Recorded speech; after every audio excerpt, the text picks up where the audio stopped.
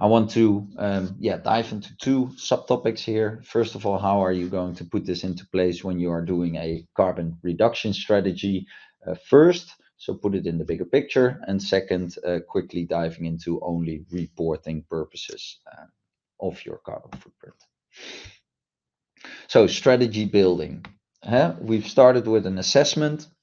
Bravo, we have just completed our assessment with our three-step approach. That means that we can now go to step number 2 of our next three-step approach. Why did we do this business carbon footprint? We've done this because when you know where you are, it's a lot easier to plan where you want to go. And with the insights of your business carbon footprint, you can plan your carbon reduction strategy very effectively. So let's quickly dive back into our single overview just to give you a little bit of an idea. Of course, this overview is for any organization very, very different. If you are a service provider, you will see that you have very different emission sources that are contributing to your carbon footprint to when you are a manufacturer or when you are a retailer or when you are a pension fund. Um, so really, this really depends on what kind of organization you are.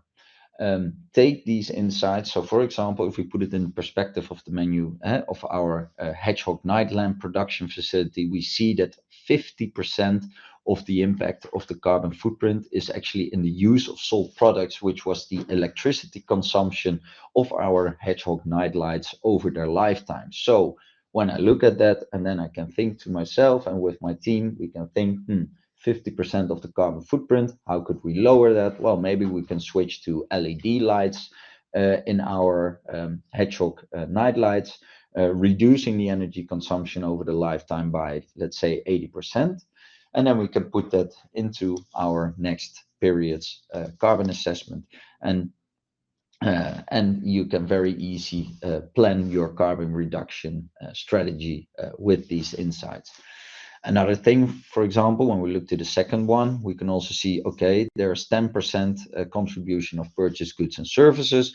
Maybe the lights are already fully constructed out of wood or fully manufactured from wood, and there must be light in there. So there are no options to further reduce that emission source. That's also a very important thing to acknowledge. And then you can determine together with your team to not do anything about the design of your lights, but to switch to and the energy consumption or fuel consumption of your company's car park.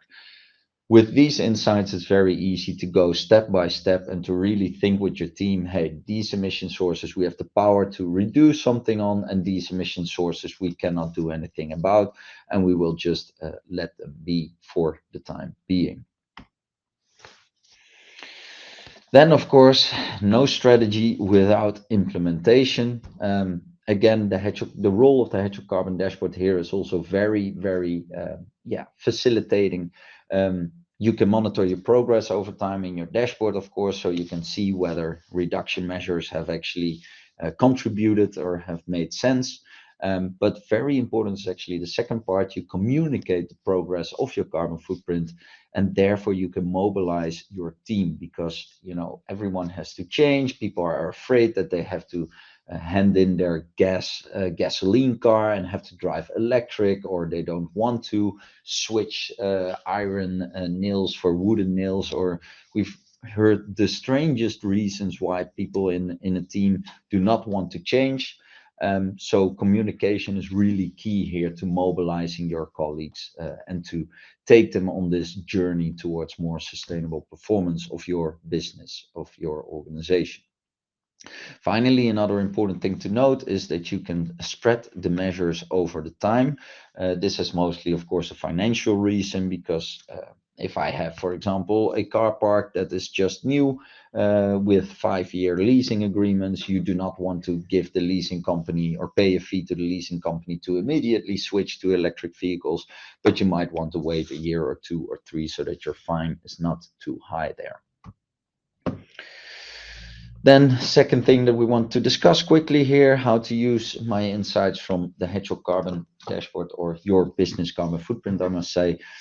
is reporting and communication. Specifically, a short slide on that part.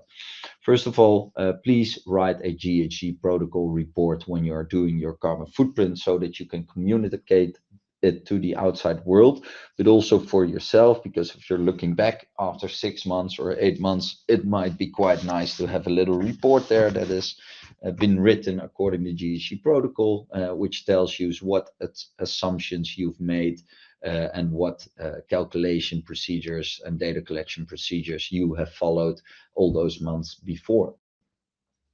If you have the GHG protocol report, this is a formal reporting standard. It's not an obligatory, it's a voluntary, but it is a formal reporting standard according to ISO standardization. And therefore, it's very convenient to put the GHG protocol report as an appendix or as an appendix or attachment in your CSR report or in your company's impact report, or however it is called for your specific organization.